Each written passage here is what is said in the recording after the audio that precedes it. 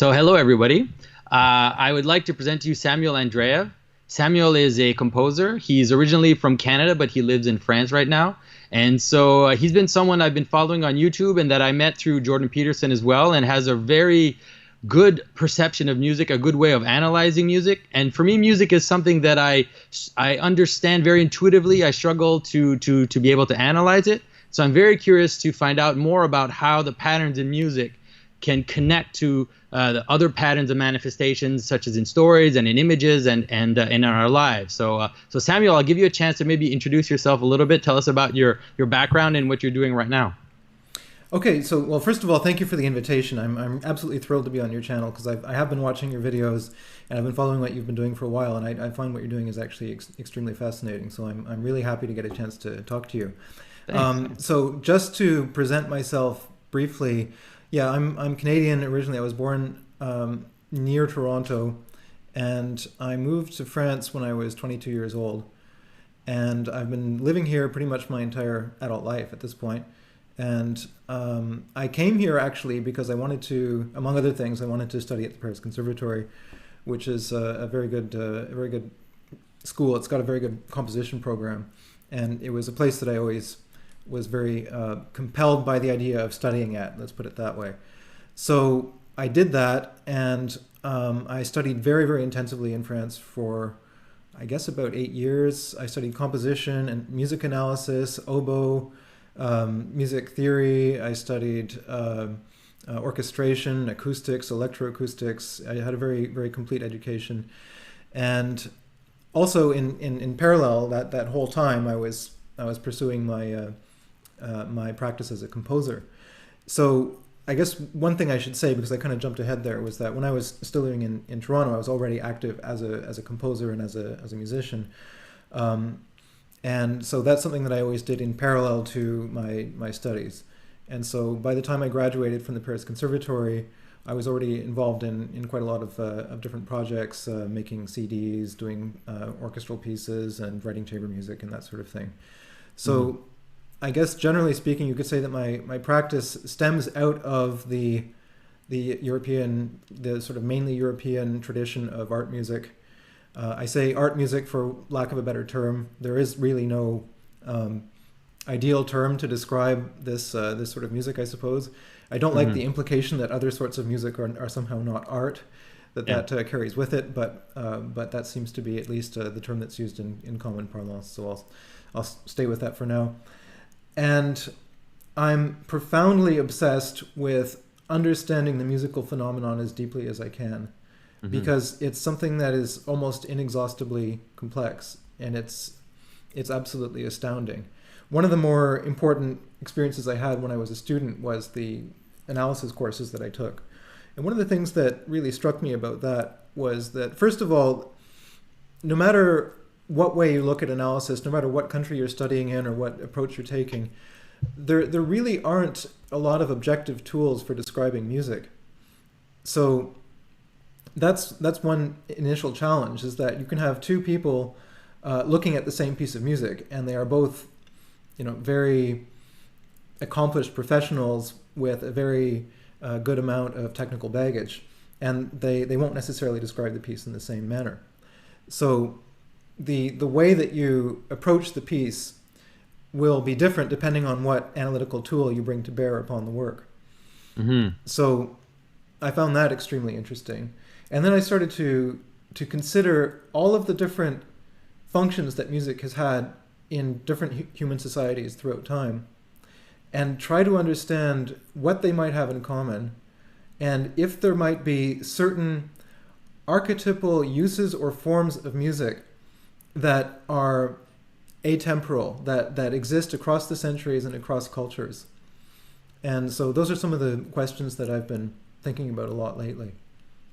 Well, the last thing you said, I think, is very interesting, and I've been curious because when you look at music, when I approach music, when I listen to music, the thing that really strikes me is, on one hand, it seems like in terms of pattern, it's probably the purest form of art, because it seems like it. I mean, it is it is abstract compared to all the other types of art because it doesn't refer directly to anything else. Of course, it does suggest things, especially within a culture and within when it's embedded in a culture.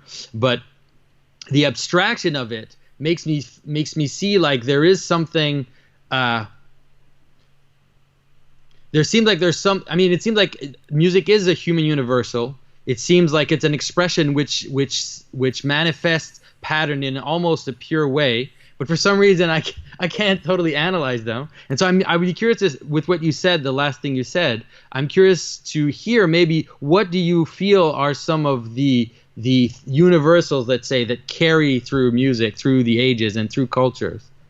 Okay, so there's a lot to talk about there. So the first thing I would say is regarding the notion of abstraction in music. That's in itself a subject that I find extremely fascinating, because yes, it's certainly true that music has a strong abstract component, and we think of certain composers or certain styles of music as being more abstract than others, which is also an interesting thing because it implies that there are different levels of abstraction and that some musics might be somehow more concrete or more manifest or more immediate somehow in terms of what their expression, and other musics might be somehow less immediate.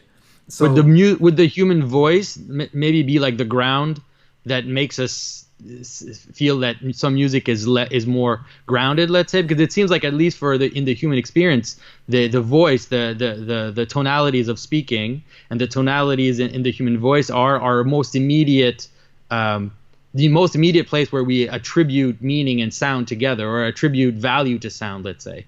I think that's certainly a big part of it.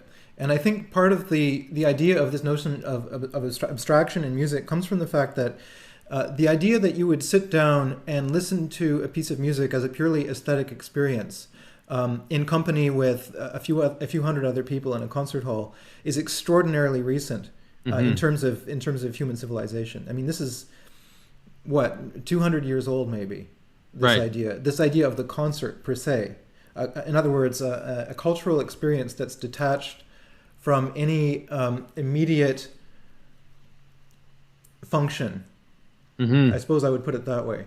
So almost all music that you can really think of until extremely recently had basically one of two functions. One was dance, and the other was the expression of some kind of devotion or some form of ritual or ceremony.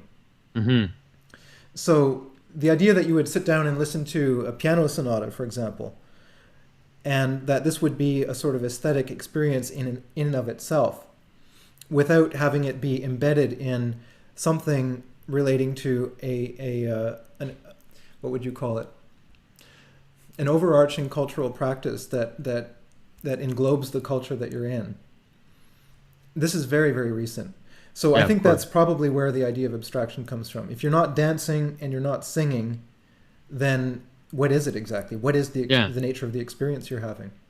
But even the experience of dancing is a very strange experience. I mean, even dancing itself, it's difficult to find a practical use, let's say. I mean, a building holds the rain away. Images remind you of past events, remind you of things that are not present. They're a reminder of things that aren't present at the moment. And so other arts, you can kind of right away see what the grounded. But even dancing itself, there's something very almost dangerous about dancing. There's something mysterious and because we don't exactly know what's happening when we're dancing. One thing about dancing is that it allows you to have a collective experience. So I think it has a very important social aspect, right? It allows people to have a collective experience in which they abandon their individual identity and are subsumed in a mass of something greater. Right. And so that's why it's so similar. In a way, it is so connected to ritual in that sense, because ritual also has that function often. Absolutely. Right, go ahead. Absolutely. So that must be, in some manner, an extraordinarily important thing to have within a society. Something that allows people to come together in that sort of very powerful manner. So that's one thing, and it also allows you to transcend, I think, on one level, the limitations, especially the temporal limitations that we are inevitably subject to in the earthly realm, right? So I think dance allows you to connect with that in a certain manner, in a way that's extraordinarily powerful. So that would be one thing. So to move a little bit further in the history of music, so you talked also about the sort of abstraction of music. One other way of thinking about it is that it might not be so much that it's abstract as that it's actually immaterial, in the sense that, you know, what is music? Well, first of all, it's not a commodity. It's not a physical object. It's not something that you can buy and sell. It's not something that you can move from one place to another. It's made of air, literally, and it's made of airwaves being propagated by something that's setting them into motion. Yeah, So we could say it's actually literally spiritual. It's literally made of air. It's literally, the closest thing maybe that we have to air. And we see that like in the Old Testament, we have this sense that to hear something, like to hear God, is a spiritual experience, whereas to see God is impossible. But to hear God is possible because there's this relationship between voice and spirit, air, breath, and the notion of what's immaterial and what is related to the intellect, let's say, what's related to the higher spheres of being. So that's interesting to think about, of course. Yeah, I mean, obviously that's not all it is, right? Because it's embedded within a culture, and it has meanings, and it has a function, and so on. But it is a very interesting phenomenon from that point of view. So. Sorry, go ahead. So I think my big question then, I mean, regarding the things you said about the universal aspects of universal aspects of music, let's say the notion of creating a unitive experience within a people, also maybe directing that experience towards something that's transcendent in the sense of worship. But also grounding in their body. I mean, the idea of dance or even procession, like it wouldn't have to be dance in the way we think of it today in a club or anything, but the notion of processing, let's say, in a circle or something of that manner. And so would that type of music, the music that is geared towards those unitive goals or those purposes of bringing things together, would the form of the music reflect the purpose of the music? Like, would the way you pattern the music have a link between how it's structured and how it brings people together and does all the things we mentioned? Oh yes, absolutely, in a very profound way. So I can give you a couple of examples of that. If you listen to Southern Indian music, Carnatic music, you'll notice that the pieces are often extremely long, and they have very little in the way of contrast in them. So in other words, you'll have approximately the same, what would you say, quality from beginning to end. Now, within that span of time, of course, you'll have different people taking solos, and the relationship between the performers will change. Mm-hmm. But you don't have this sort of narrative structure that you get in a lot of Western music, particularly of the past few hundred years. Right. So, or at least if there is a narrative structure, maybe I don't understand it because I'm not within that culture. But the way it sounds to me, anyway, as an outsider, is that it's more contemplative in nature. Right. So I think you have musics that are essentially contemplative, that can help you to enter into perhaps a different state of consciousness, or that can slow time down for you in a certain manner, or just allow you to sink into this experience in a very profound way. And there are other musics that function much more analogously to, for example, a movie or a story, where they're actually explicitly narrative in a certain sense. In other words, you start in place A, and then you end up in place B. And there's a sort of displacement that happens. And then once you've ended up in place B, it creates a certain form of nostalgia because you're no longer where you started. And that creates a tension. And then you have to resolve that tension somehow. And there's all sorts of ways you can do that. But it seems to me that the types of music that function in that manner are essentially narrative. Mm-hmm. So, but not all music is narrative. I mean, there are all sorts of different, just like there are all sorts of different types of discourse, right? You have there's four classical types of discourse. You have argumentation, narration, description, and exposition. And you have similar phenomena in music as well, where there are types of music that are basically very static in nature, and they could go on for 4 hours, and it wouldn't make a difference. You know, they could be 2 hours long or 4 hours long, and the nature of the music wouldn't change. Yeah. And Okay. Yeah. And you know, and so that type of music, because of its kind of permanence, the permanence that underlies it, also would bring someone to kind of enter into that permanence somehow, or to feel drawn into like a contemplative spirit. I mean, the music that I know a bit more, or that I've been more exposed to, is Byzantine music, of course, just because of my whole story. And so, and that music, there's something of that, seems to be something of that, because they have this drone that is just this one sound, this kind of bass sound, and then on top of it, you almost have this wave that's kind of going on top of this just one sound. And it also, it doesn't seem to have a narrative in it. It doesn't seem to have it's almost as if it could start anywhere, it could end anywhere. I mean, there are melodies in there, but they're not as explicit, let's say, as what we would hear in a pop song. Right. Yeah. I mean, I can't get too specific about things like Byzantine music for a couple of reasons. One of them is that I'm not an expert in the subject, and the other is that I think that things like that, and there also, you can get CDs of people interpreting ancient Greek music, for example, and things like this. The problem is, the farther you go back, if you go back before the 14th century, and even then you're sort of pushing it, but if you go back farther than that, it gets to be extremely difficult to know really what it sounded like and how it was played exactly, because it's really based on conjecture. Because the idea of music being something that you can encode in some kind of written notation that is stable and that can be restituted hundreds of years later and so on is really fairly recent. So with things that predate the formation of a relatively stable type of music notation, it's very difficult to know exactly how it was played. Now, you can make a very good educated guess, and you can base your research on extant instruments and things like this, and paintings, and maybe if there's a written document or a treatise or something like that, then you can derive things from that. But it's hard to be too much more specific than that. But in terms of the development of Western polyphony and Western art music, one thing that I think is extremely interesting is that the very earliest music, as far as we can tell, was chanting. It was it was monodic chanting, and the chanting was simply, well, it had a couple of functions, but I think the most important one was that it aided memorization of sacred texts. So you have that, and then everyone is singing the same thing in unison. And gradually over time, we start introducing a second voice or a second part.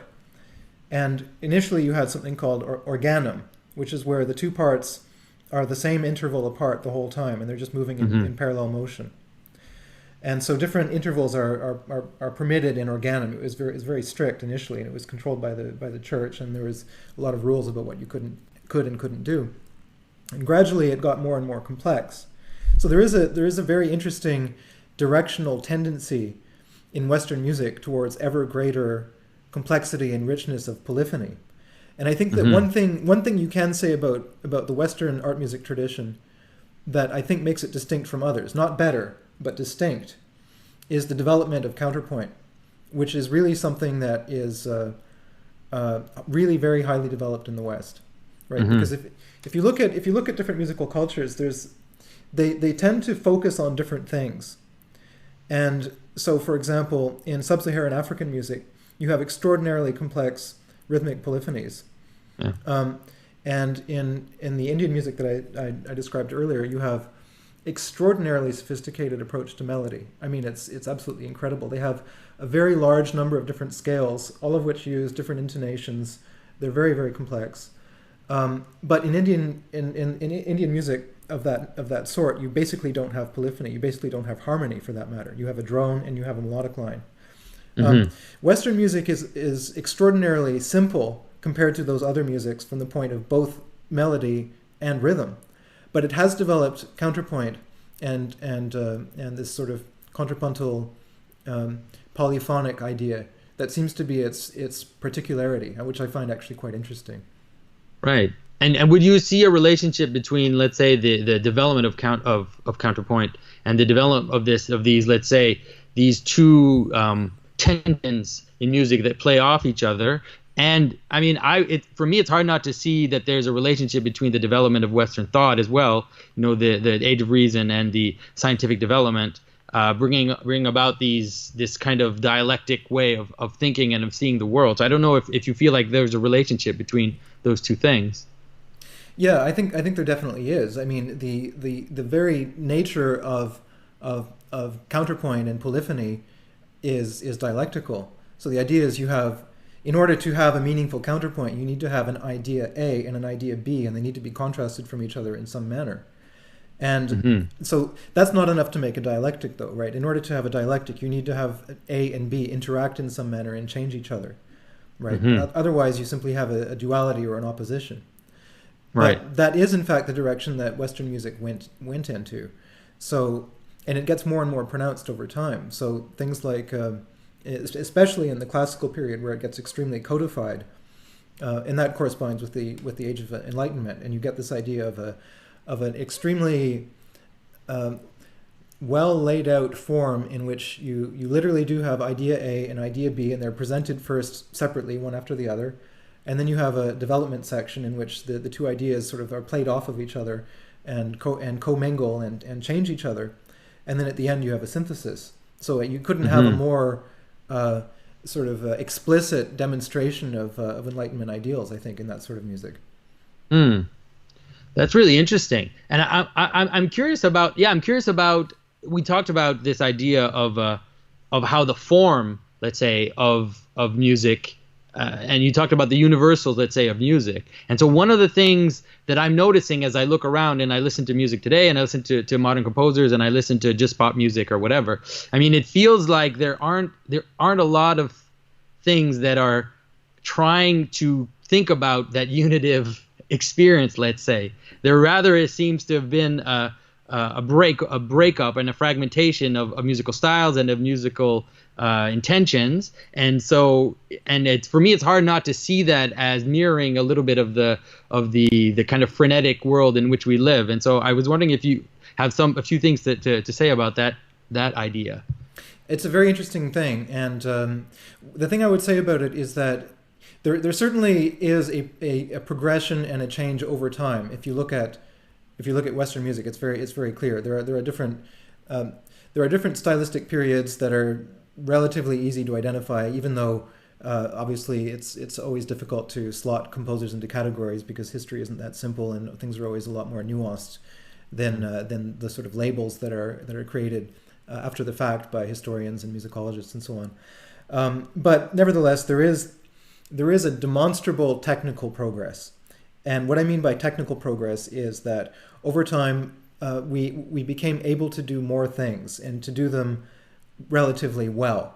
Now that's not to say, incidentally, that earlier music is in some manner crude or less profound or less meaningful or less accomplished. That's not the case. But the scope of what we are able to do has continued to get bigger. So and also the scope of what is allowed to be done and what of things that could conceivably have some form of cultural meaning or value has gotten larger as well. So that's an interesting thing. And that process happened relatively slowly, I would say, over the course of maybe 600 years. And then, with the Industrial Revolution and moving into the 20th century, it sped up exponentially.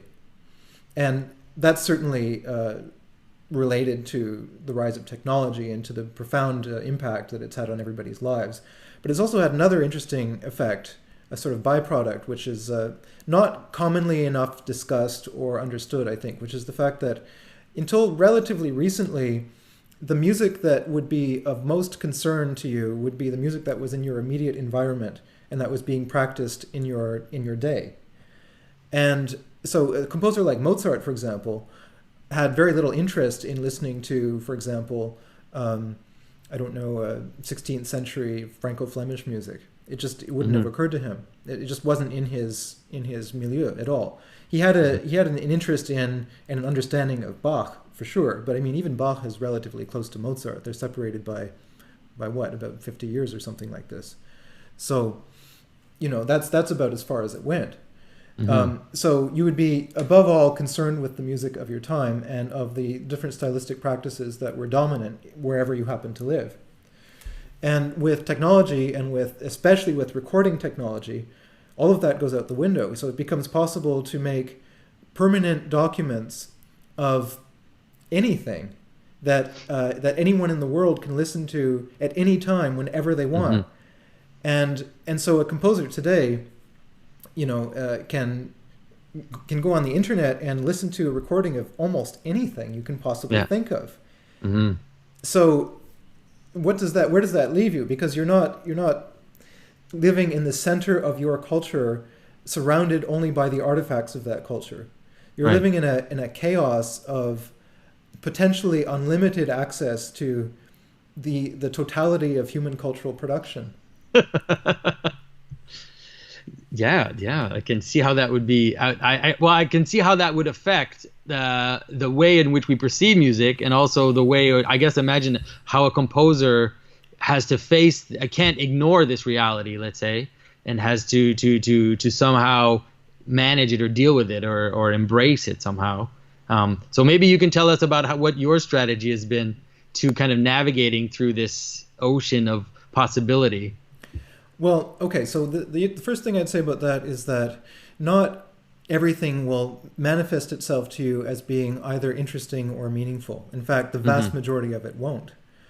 And then the other thing is that even though theoretically I can listen to anything I want to, in practice I don't, right? In practice I tend to listen to the things that are closest to me and that have the most. Even in terms of sonority, like in terms of what you grew up, listening to, or that has formed your ear, right? You can't become Chinese all of a sudden and hear the way a Chinese person hears. It's not going to happen. Absolutely, absolutely. So there is a cohesion to cultural identity that is Right. stronger than I think we realize, and we do Hmm. have certain habits of listening that are relatively universally practiced in the West, I would say.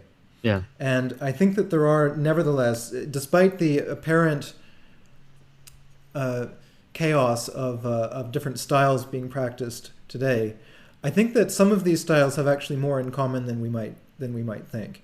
And then Hmm. the other thing is people are strongly conditioned by what we call taste. Now, taste is actually not a very precise or a very meaningful term as far as I'm concerned. I'm not actually altogether sure what it means exactly. It tends to mean the things that people sort of cultivate an interest in and enjoy listening to.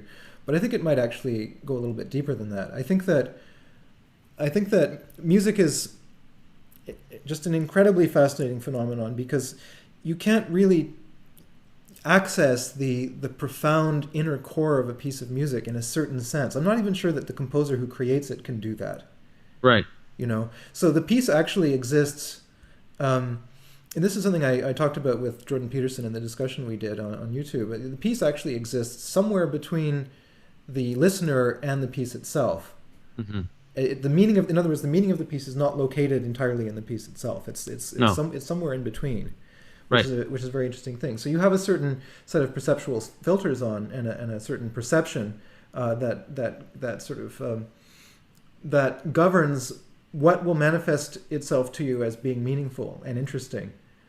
And I'm not sure how much you can really do about that. You can cultivate Mm. openness, and you can cultivate a sense of curiosity and so on. But there may be limits to that. Yeah. Yeah. You might just be literally incapable of perceiving the meaning in something because your perceptual faculties are not set up that way. You simply won't see it. Right. Well, I mean, I think if you take the languages as an analogy to that, I mean, if I listen, I always use this example, like, because I know French and English, so if I hear some Spanish, I'll understand something of it. If I hear some German, I'll understand something of it. If I hear Russian, I won't understand the words, but I can follow the tonalities. I can understand the intentions. But when I hear Mandarin, I understand nothing. I just hear noise Right. because it's so far away from my perceptual capacity that I don't hear it. I can't see the structure in it. Like, I can't hear the structure that's there in those sounds. So I imagine it's similar for music as well. I mean, I know that, for example, for myself, when I listen to modern composers, I really struggle to listen to hear any structure. I really do end up hearing what seems to me like a cacophony of chaotic sounds. Now I've spoken to music theorists, and I'm sure maybe you'll tell me the same. Is that no, there is usually structure in all the pieces that you hear. Although for me, anyways, for myself, it's very difficult to hear it. Yeah, okay, so that's a really important point. So let's talk about that. So I want to go back a bit and talk about Bach for a few minutes because I'm really preoccupied with Bach. I think he's Hmm. well, I don't even need to say anything about how No. important he is because it's kind of obvious. Yeah. But Well, if it's just the only fact that if you ask anybody on the street what they think classical music is, they're probably thinking of Bach. Like yeah, oh yeah, they yeah, they have a piece by Bach in their mind, or maybe yeah, maybe yeah. Mozart, but probably Bach. I think Bach is absolutely central. Yeah. And one interesting thing I think is that the general public, if you can use such a term, because well, I don't even know that there is such a thing as the general public. There's actually a mass of individuals that all have astonishingly varied listening habits, actually. But I would say that the vast majority of his production is not very well known. You know, what we Hmm. actually listen to by Bach is maybe 5% or less of his production.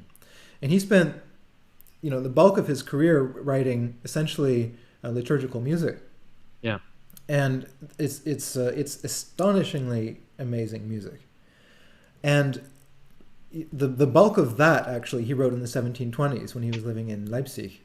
So the reason I brought up Bach is that if you were attending the church that he was the cantor of in the 1720s in Leipzig, then the songs that he was basing his compositions on, because he would always close with a chorale, and the chorales were composed by Luther, right? So those would have been familiar to everybody in his congregation. They would have been, Hmm. I don't know if you can say they were the popular music of his day exactly, but they were certainly they were commonly understood and known, and their significance was immediately understood. The texts were immediately understood, and so on, and that would be Hmm. woven into every aspect of the composition. And in addition to that, Bach used all sorts of stylistic and rhetorical devices that were also commonly understood by everybody who would have been attending those services at the time. You And mean in the text or in the music itself? oh, both, but I suppose I'm referring more to the music. Right. So, in other words, So I don't know what that would mean. What would be a rhetorical style in music? I don't know what that refer. I know what rhetoric is in speech, but what would that be in music? well, I think that it's difficult to speak of a symbol per se in music because there's very little in music that is stable enough and simple and direct enough to have the value of a symbol. But you can speak of rhetoric. And rhetoric is basically a device that you use or a figure that you use in a piece of music that has a certain function that is commonly understood. It means something specific. It points Okay. it points to something. Let's put it that way. So it's a way of saying something that carries with it a certain meaning. So So we would have those in movie soundtracks, for example, because it seems like there's some tropes in movie soundtracks. If someone's running up a hill, it seems like it's just always similar music, and if someone's falling down, then it's another kind of music, and if it's dark and dreary, then so we have all these tropes that we immediately can associate with images. So is that the type of thing you're talking about in terms of rhetorical structures, let's say? That's it. That's it exactly. So Okay. if Bach's setting a cantata and the text is, hot tears were streaming down his cheeks, there would be a certain type of music that went with that, and you'd have something very, Hmm. very chromatic and very complicated to go along with it, to indicate suffering. There are devices that Bach uses that symbolize separation from God. And there are rhetorical devices that symbolize a proximity to the earth, a preoccupation with earthly matters. And there are cantatas that literally move from one to the other, and there's a dialectic between the two. And in something as simple as a chorale, so where Bach is taking a popular hymn tune, composed by Luther, and setting it in 4 parts, something as simple as that, it'll be actually loaded with all sorts of very sophisticated references to what's going on in the text, but sort of illustrating it musically. And if we're listening to it today, without knowing anything, without understanding German, without knowing anything of the period, without knowing anything about the stylistic and rhetorical devices that were being used in that music at the time. Now, I'm not saying that we won't be able to enjoy it, because obviously that's not true. But I would say that a very significant percentage of what is actually significant in that music will completely go beyond that listener. Because they're not embedded in that culture, simply because it's not 1722 and you're not in Leipzig. Right. So now you can cultivate a knowledge of those things, and you can listen more carefully, and you can read the texts, and you can read a little bit about the period, and you can certainly come to understand it. And it's not even that challenging to understand, I would say, if you put the time and the effort in. But you do need to approach it in that manner, as though you are looking at something that you might not intuitively be able to access. Whereas the popular music of today is interesting because it's made in order to be instantly understandable by everybody. Yeah. And that can function because we are embedded in that culture, and when we're surrounded by it, and so we don't have to think, we don't have to interpret those things. With something like Bach, which and his music is often referred to as being universal in some manner, which is an interesting claim. I'm not sure actually that it is universal, to the extent that you do actually need to make an effort to go back and understand the period a little bit if you want to extract out a larger amount of the meaning and the significance that is contained within the music. One of my kind of basic theories about art has been that when we talked about this dialectic, one of my theories has been that the dialectic of art has increased, let's say, from the Renaissance, but more and more, faster and faster, let's say, into the modern age. And the dialectic, you can see it in the art with these opposing movements that come to fight each other, and then one wins over the other, and there's this speeding up until, let's say, until World War I at least. But one of the aspects of the dialect that I've seen is also in this notion of the high art and the low art, let's say, because there seems to be, at least now today, there seems to be a total rip apart between what you would call, let's say, art music, and what we commonly call pop music. Let's say if you take in the time of Bach or in the Middle Ages, the basic cultural music would have been the liturgy, let's say. Yeah. And that would have been the thing that would have been a musical language that would have united, let's say, all of society from the king to the peasant. And then after that, then maybe you would have had, folk music and dance music for the masses, and then maybe, you might have had more elite music or more complex music for the elites, but there was still that place where things kind of got together. And one of my theories has been that there is no longer that place where the meeting happens, and so we have extremely elitist music that a very select few people listen to, and then you have this kind of very drudgy pop music that is in a way very accessible, but is also kind of like eating shovels of sugar. Like it has no sustenance. And maybe I'd like you to comment on that, but also comment on the fact that one of the things I've seen on your YouTube channel, which is interesting, is that one of the things you seem to want to do is to find places of contact between those two worlds, and to show how maybe some bridges can exist between those two worlds. So that's a really complex question, so I'll let you go from there. That's a desperately important problem, I think. It's something that we can't survive very much longer without finding some kind of an approach to. So I think there's one thing that I'd like to say about that, which is that we often confuse the terms popular and the terms and the term commercial. It's not the same thing, right? So commercial art and commercial culture is not the same thing as popular art and popular culture. And so, in other words, you can have a piece of art that is grounded in some form of vernacular expression, but that is not mass marketed, and that is not intended to be mass marketed, right? And that is, in fact, only really appreciated by a relatively small number of people. So, and then you can have mass market art and massively what would you say, art that sort of massively saturates the culture that isn't necessarily grounded in anything particularly vernacular or popular. Right. So, Okay. So maybe give me an example of the second one, because the second one, the first one, I understand. Second one is vaguer to me. well, let's see. I suppose it really depends on where you draw the line in terms of Yeah. what constitutes massive saturation.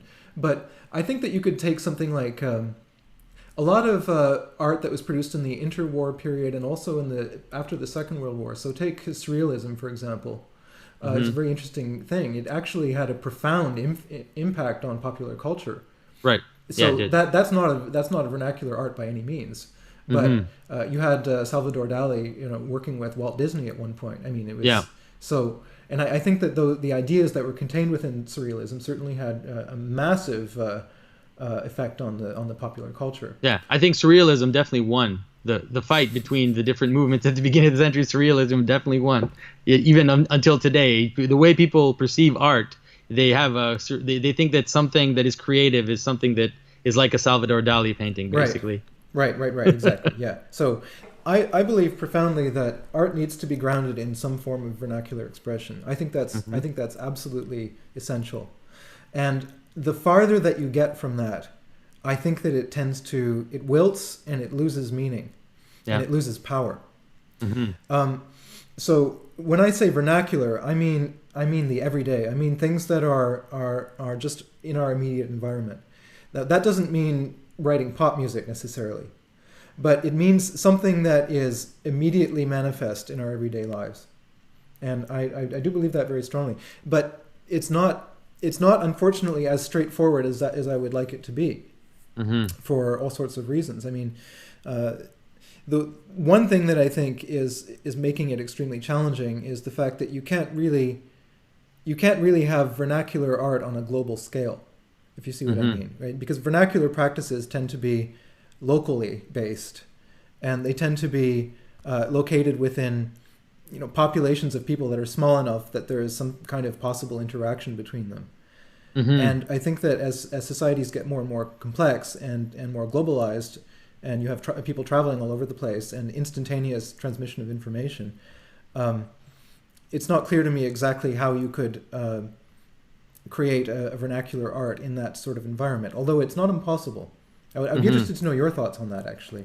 Well, I mean, I think that in terms of stories, I think that in terms of stories and in terms of image, it seems like there are universals that kind of cross through the different patterns, let's say. And so for me, it's hard to see, like I said, to talk about music, but for sure in stories, when you back away and you look at fairy tales and you look at let's say myths, and then you look at stories in the Bible, you really find these patterns that cross through. And so I think that can become the base of even an art that exists today. And the same thing in an image, let's say, because the image can be an image of the cosmos. And so let's say really basic things that we don't think about today, but the fact that the ground is down and the sky is above, and someone lying down has a certain connotation, and someone standing up has a certain connotation with their head closer to heaven and their feet on the ground, because it's not obvious that in your everyday life when you're going through a house that you have that kind of clear analogy, let's say, between a person standing against a background and that being a kind of vertical against this a heaven and earth. But in an image, let's say in a traditional image, you'll see that, and you'll see that as much in an icon as you'll see it in a Buddhist image, or you'll see it in an Indian painting, or a Persian miniature. And so there are these patterns that can exist, but like you said, they're grounded in the vernacular, in the sense that they're grounded in the kind of universal experience of being a human being. So that's why like I kind of proposed at the beginning this idea of the voice as being a stabilizer, let's say, or like a ground that we all can we hear. Because when I listen to contemporary composers, for sure, like if I listen to Stockhausen, I hear such a range of sounds that are so extreme that I really feel like I'm being pulled apart, because and I think, I don't know if that's true, but I think it's because they're so far away from the human voice, that I don't recognize myself in them. So, but I'm not sure that's what it is, because it's very intuitive. So maybe yeah, you can say some things about that. Yeah, well, we talked earlier about some of the different rhetorical devices that are used in Bach, and I was referring to the cantatas when I was talking about that. But an interesting thing is that if you look at his instrumental works, you find approximately the same level of referentiality and rhetorical devices and sort of implicit meaning in things. So it's Hmm. actually very difficult to find anything that isn't. It's very difficult to find anything neutral in that music Hmm. that doesn't have some kind of implicit meaning in it. Hmm. And so if you take a fugue, for example, and the fugues are always held to be, in some manner, the most sort of abstract of the musical genres. I suppose because, well, actually, I don't know actually why that is. Perhaps it's because a fugue isn't a particularly directional form, and it's a contrapuntal form, and you have four different voices that are engaging in a dialogue of some kind. Hmm. But even in something like a fugue, if you take one that was written by Bach, he uses dance figures in them. The art of the fugue is supposed to be the apex of musical complexity and abstraction, but it's all based on dance rhythms. And Hmm. if you pull them apart even farther, you find that there are all sorts of little gestures that refer to. Certainly, the idea of an ascending line is the idea of moving closer towards the heavens. There's no question about Hmm. that. And there are things that refer to phenomena of stability and mobility and foreignness and being at home and so on and so forth. And so Hmm. I was reflecting on this, and I was reflecting on certainly the situation of contemporary music, and trying to understand these things for myself in terms of where we might be today, and to what extent these sorts of devices might still be able to carry meaning today. Hmm. And that led me to focus on the question of what music in fact is. And that turns out to not be a terribly easy question to answer, right? Because there's always going to be someone somewhere who's going to say that's not music, Yeah. or whatever. But I think that in terms of what tends to have the most meaning for the broadest number of people, there are certain things about music that it seems to me are irreducible, regardless of culture, regardless of time period, regardless of whatever. So the first thing is that fundamentally, I believe music is about movement. So that can be a concrete movement in the form of a dance, or it can be highly abstract movement. But you have to have the idea of displacement, of we're here and now we're going here. There has to be Hmm. some form of movement. And obviously, movement can only exist within the dimension of time. So you have movement, which happens in time, and the vehicle for that displacement is sound. And that's about it. And I can't get too Hmm. much more specific than that without shutting out entire avenues of musical inquiry. But I think that this idea of movement somehow being the core of the musical experience is really interesting. Why would that be so important? What is it about that drives Hmm. people, to states of ecstasy, or to complete obsession, or because that's ultimately, I think that's really what it is. So Hmm. different types of music, different genres of music affect different types of movement. So some of them are very regular and pattern oriented and predictable in the sense that there's a recursion of a limited number of figures, right? So Baroque music is highly repetitive from a rhythmic point of view. I think that's one of the reasons why it's so popular right now in the Hmm. West, and it has been actually since the 1970s, which was sort of also the dawn of disco. So that's kind of an interesting coincidence. But Baroque music has a very strongly rhythmic aspect to it, and it's based on this sort of motor-like rhythm that's very Hmm. regular in a certain sense. Um, and there are other types of music that use movements that are much less predictable. They're still types of movement, but they're not necessarily pattern based, or rather, the patterns might be so complex that you Because you don't can't perceive them. you can't you can't well, let's say you can't perceive them directly. It Hmm. doesn't mean that, because you can perceive something obliquely, right? So in other words, you encounter a surface quality of something that was generated by a structure that you are not able to perceive. Hmm. So the structure is still operating on your perception. You just can't put a name to it. Yeah. So, Well, one of the things that I've been, and maybe I can bring in a little bit of the my dealing with contemporary art, and because I think a lot of the questions that you're asking and that are being asked in music were questions that are there in contemporary art, because the sky's the limit, anything can happen, anything can be done, and then different all these different movements kind of split apart, and things go in all their directions, and then the question of what is art is asked again and again and again. What is painting? Is painting dead? All these questions.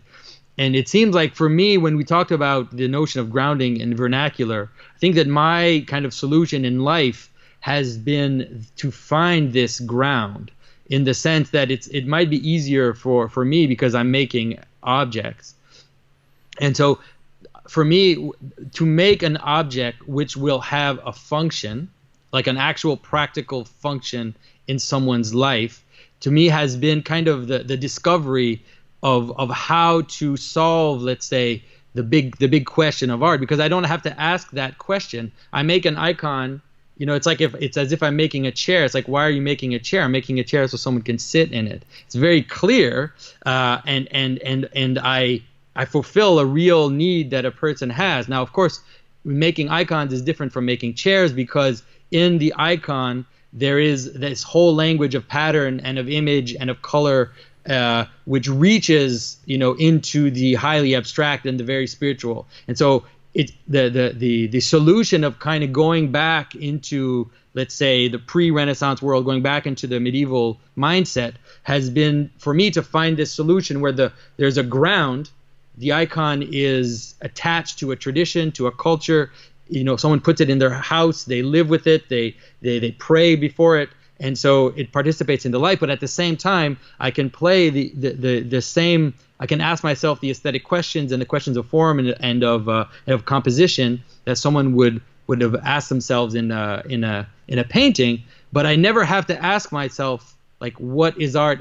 I don't care what art is. I know what I'm doing. I'm making this image for this person or for this church to participate in their life and in their liturgy. And so, I mean, some people might say that it's a cop-out. It's possible, but at least for myself, it's been like this grounding of the art form, and at the same time, a reaching towards the transcendent. And so, yeah. So maybe you can offer some thoughts about that in terms of because I know some composers personally that have kind of taken that route. Like I'm in part of the journal that I edit. We have one of our contributors. His name is Ivan Moody, Father Ivan Moody. He's a composer who lives in Portugal, and he both makes contemporary music but also creates liturgical music for churches. And so he has that kind of grounding in liturgical music, and then uses liturgical music as a base to explore maybe more concert type music, but always comes back to his kind of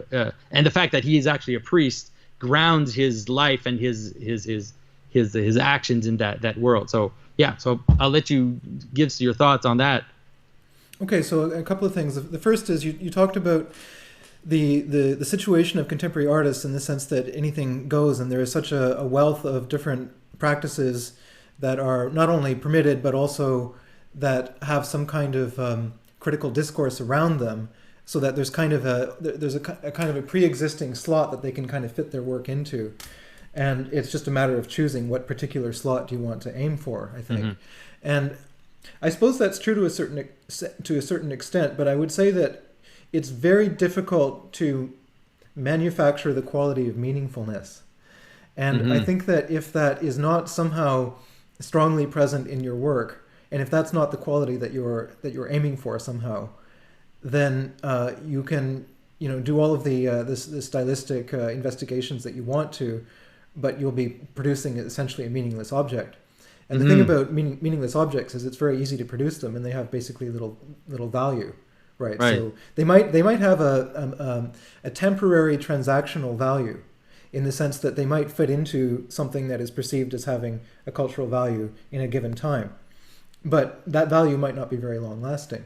So one of the things that I'm always having to get back to when I talk to people about contemporary music, and certainly I've made this point a few times on my YouTube channel, is that the vast majority of it is things that I would not want to hear twice. And some of it I wouldn't even want to hear once.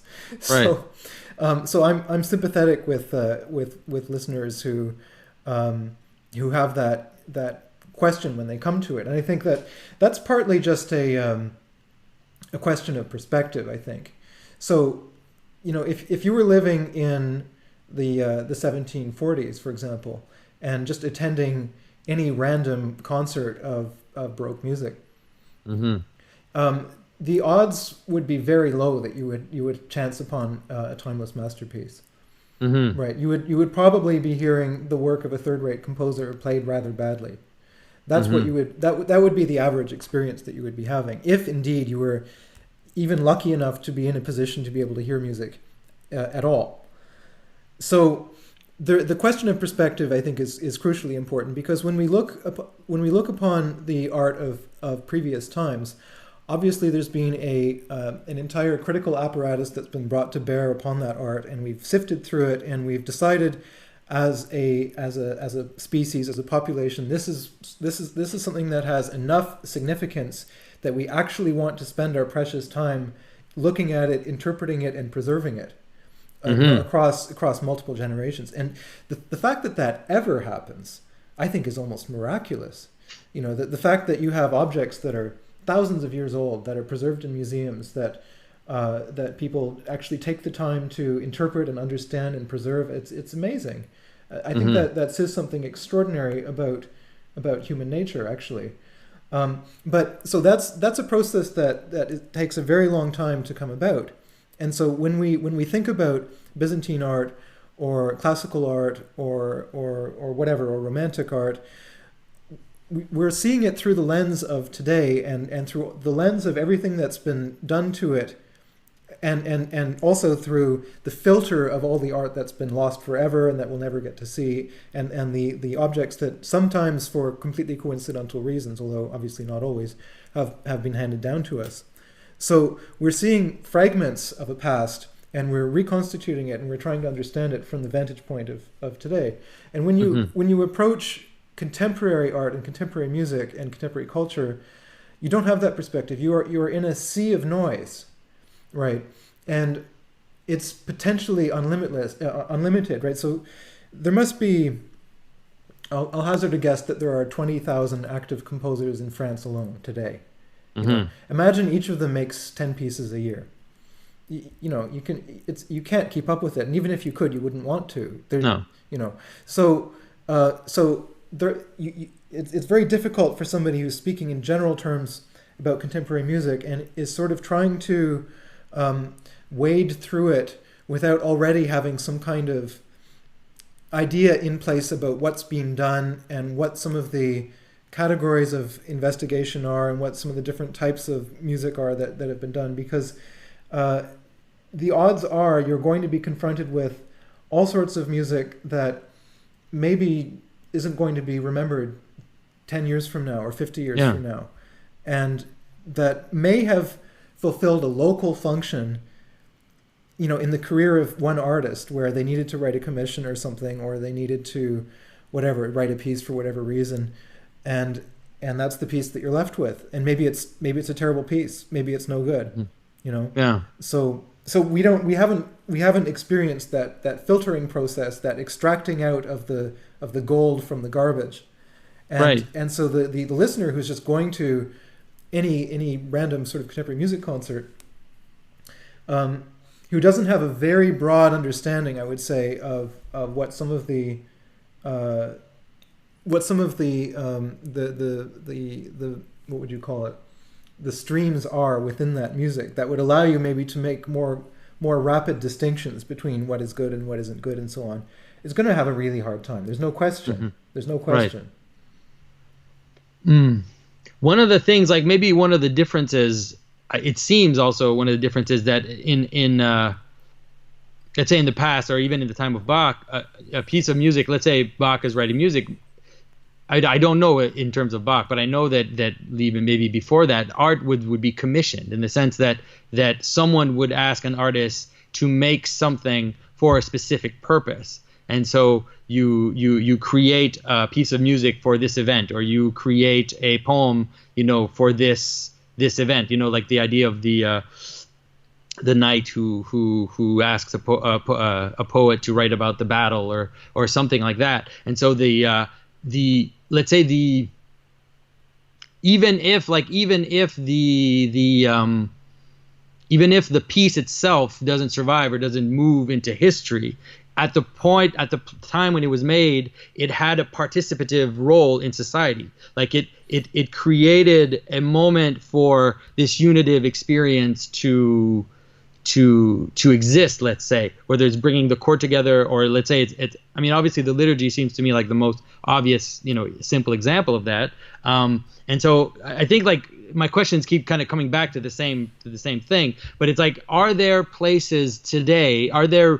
spaces today where that type of bringing together can happen, let's say? I mean, I gave the example of, I would say, like, the example of the music that we hear in movies seems to be one of the places where that we experience music. Let's say when you go to the cinema and you experience music as a group, at least, you're hundreds of people you're participating in a story, and it's not people who are there to listen to music, right? They're not there to listen to music. They're there for a kind of wider experience. And so, but it's still an entertainment. It's entertainment. It's not productive in the sense of let's say, writing a piece for the coronation of the king, or for, someone's bar mitzvah, or, something like that. Like it doesn't have that same. So maybe, I don't know, you feel like there are places today where that unitive possibility is still exists?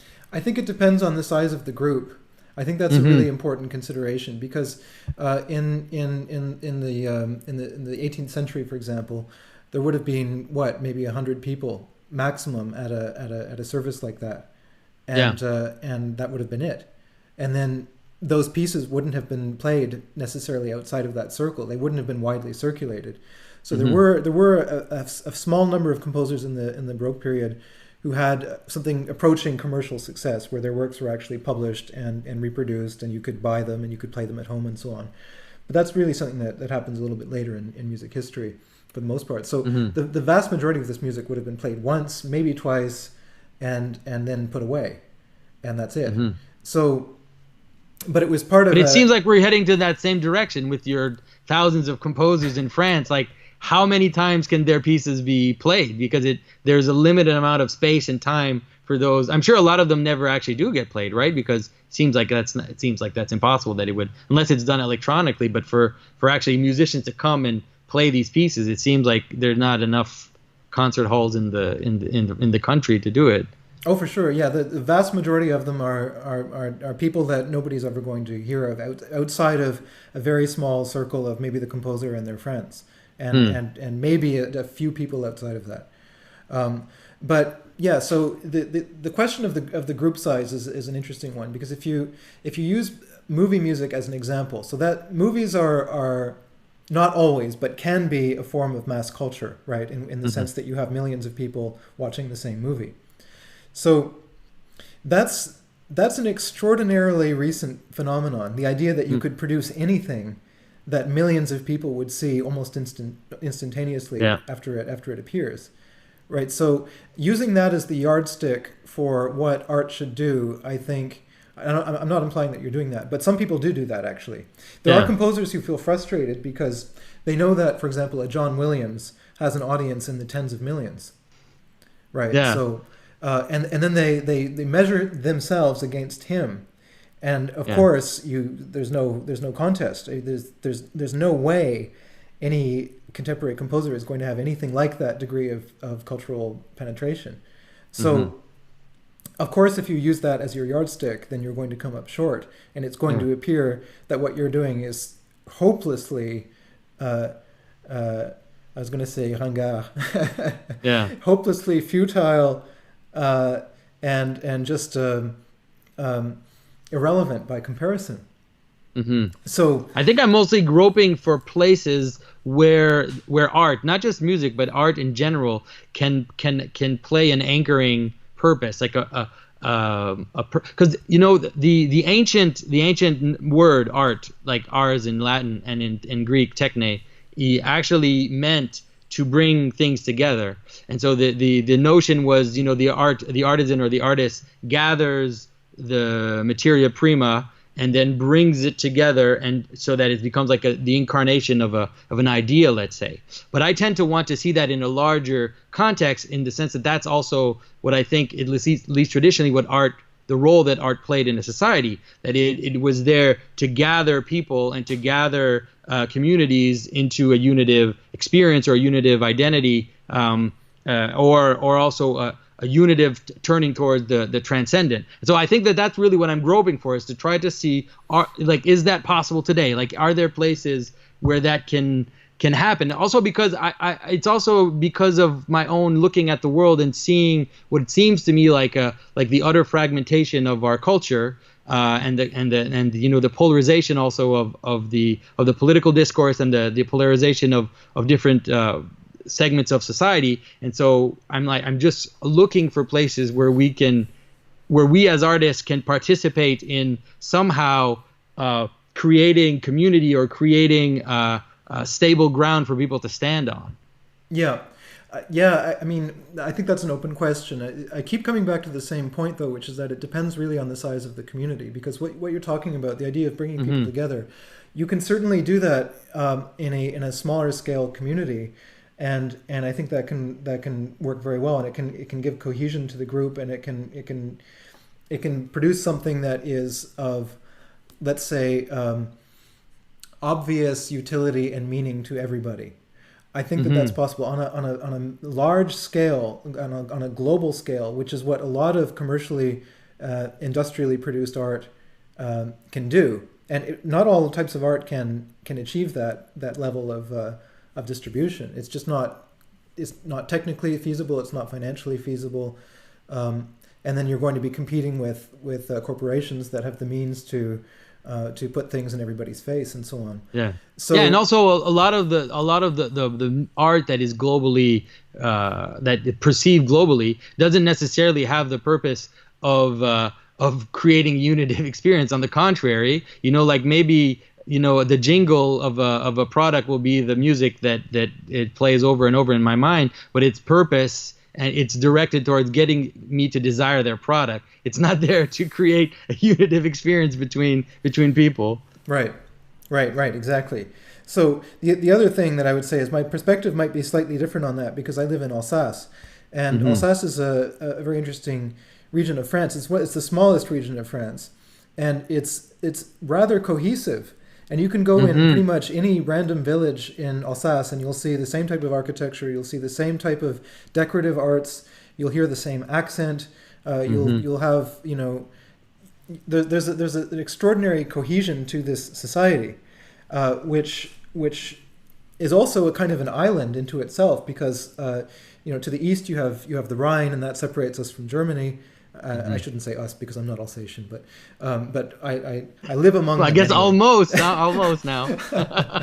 And then to the west you have the Vosges, which sort of separates you from the rest of France, and so it's really this little island of people, and they have their own dialect, and so I don't have the sense living here that I live in a completely fragmented society that has no center.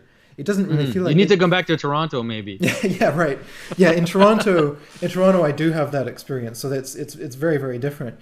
But my point is, there are parts of the world that I think you could say that are highly cohesive, but it's not the case in North America, and it's a very strange condition, for sure. And I don't know. And so let's take Alsace as an example, since that's where you're living, and that's where. Do you see, let's say, in terms of music, are there styles of music or composers or people who are in the music world that you feel have been able to kind of tap into the into Alsace, and have been able to create modes of representation or modes of music that are able to create that sense of community or of a unitive experience. Yeah, I have to say, musically, not so much. No, I haven't really had that experience so much. Although, one thing you can say about Alsace is partly because of the German influence. Germans are very good at collective music making. That's actually something that's very, very strong in their culture. And, music and classical music in particular is just an everyday thing that you do in your home in Germany. They have a very, very strong culture with that, which isn't so strong in France for the most part, except in Alsace, where you do have that to a certain degree. And that's something that I really do appreciate. There's a great deal of music here, but I wouldn't say that it ties in with the specific local culture in a particularly obvious way. I don't think it does that. I am very interested in folk musics and music that has some kind of a vernacular attachment to the locale. Like, for example, I recently went to Liechtenstein on vacation, which is this beautiful little alpine state between Switzerland and Austria. And they still do yodeling, and they've got Alp horns. Wow. And it's so cool. And I'm sure that the kids of these people are just like mortified beyond belief that their parents are doing this kind of stuff, but wearing their traditional costumes and so on. But I just think it's the most beautiful thing I've ever seen. Like, wow. Like it's the reason that music exists. It's directly tied into the landscape and these wide open spaces and these echoing valleys and so on. And yeah, so it's not some abstract arbitrary thing where you're doing something in a certain style because it appeals to you. It's embedded in the very landscape itself that you live within. So. Well, one of the things that I've heard people, especially my friends that are from Europe and who have spent a lot of time in Europe, is that in the countries where they still celebrate, let's say, certain festivals where they still have, they'll celebrate St. John the Baptist Day, they'll have the bonfires, or they'll do St. Nicholas Day, or they'll have those types of celebrations. Seems like where they still have the parades in the street and they still have the costumes and all that, then the folk music is still living because it's really still part of the culture. Like here in Quebec, we have a kind of folk music, but it has become a museum exhibit, let's say, right? We don't have the festivals anymore. We don't have the parades. We just have this folk music, and so we can, you'll have a band that will come and they'll do folk music for you, but it won't be as if you're having a New Year's Eve party and your uncle just takes his fiddle out and starts to fiddle and do a rigodon, as we called it, and so it seems like and it almost seems as if people see folk music as something that necessarily has to be dead in the past and something that our ancestors did, rather than something that is part of life. Whereas I have my cousin lives in Switzerland, and he said, they still do St. Nicholas, and they still have all the parades and the costumes and these crazy traditions that only these little towns know about. And there the folk music is still living, it seems. Yeah. Oh, absolutely, absolutely. Well, here's an interesting point to consider with regards to that. So one of the not contemporary, but one of the modern composers that I like quite a lot is a guy named Morton Feldman, and I did one of the first videos I did actually was an analysis of one of his pieces. So he was a New Yorker, and he died in 1987 actually. But so he had this really thick, strong New York accent. He was sort of an outrageous guy, and he wrote this very sort of quiet, soft music that's very sort of minimalistic and very slow moving and so on. And it was perceived by a lot of people at the time as being rather esoteric and rather strange music. But he had a circle of people around him that completely understood what he was trying to do and really appreciated it and enjoyed it and supported him and performed his music and were enthusiastic about it and wrote about it and talked about it and so on and so forth. And so his response to people who would say to him, your music's getting pretty far out there, he'd say, well, I'm actually writing folk music. I'm writing New York folk music. So in other words, in the circle of which he was the center, or in the sort of cultural world that he moved in, this was a kind of vernacular art. So that's kind of an interesting thing. So if you look at it that way, then I suppose you could say that everybody who's not, in that circle, or is not familiar with that style of music, or is not a friend of the composer, or so on, or whatever, you could say, well, they're being excluded. But you could also say, well, this is his environment. That's the culture that he's living and moving within, and within the boundaries of that culture, he's absolutely central. It's just that it's a certain culture.